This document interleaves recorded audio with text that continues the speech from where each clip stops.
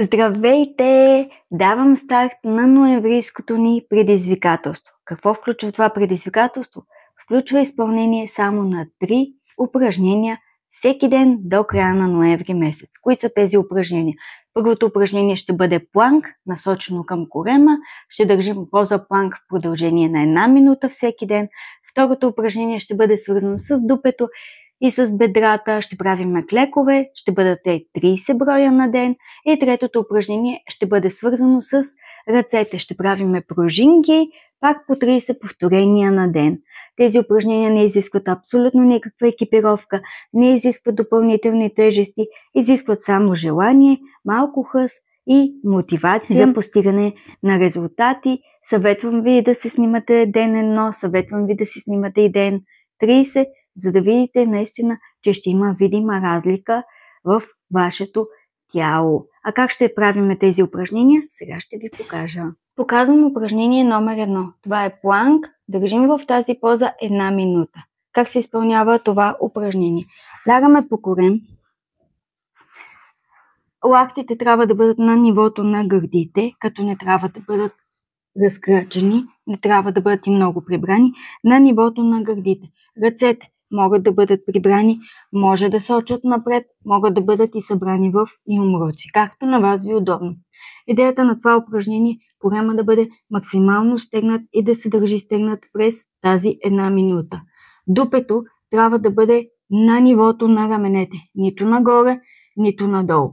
Показвам. Издигаме се на пръсти, дупето нито нагоре, нито надолу. На раменете, на нивото на раменете, дишаме равномерно през цялото време и стягаме корема. Сега показвам и второто упражнение. Второто упражнение са клекове. Какво е важно при клековете? Няколко основни неща.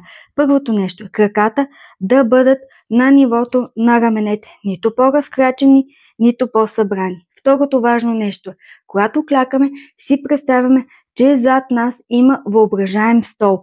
Тоест не клякаме напред, а клякаме все едно, сядаме назад. Все едно си представете, че наистина има стол и движението ето това. Клякаме назад, все едно сядаме. Третото важно нещо е, когато клякаме,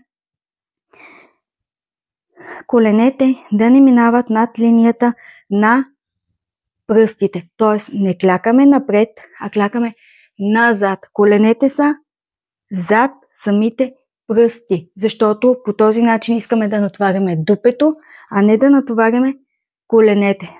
Клякаме максимално надолу и дишаме, след като се издигаме нагоре.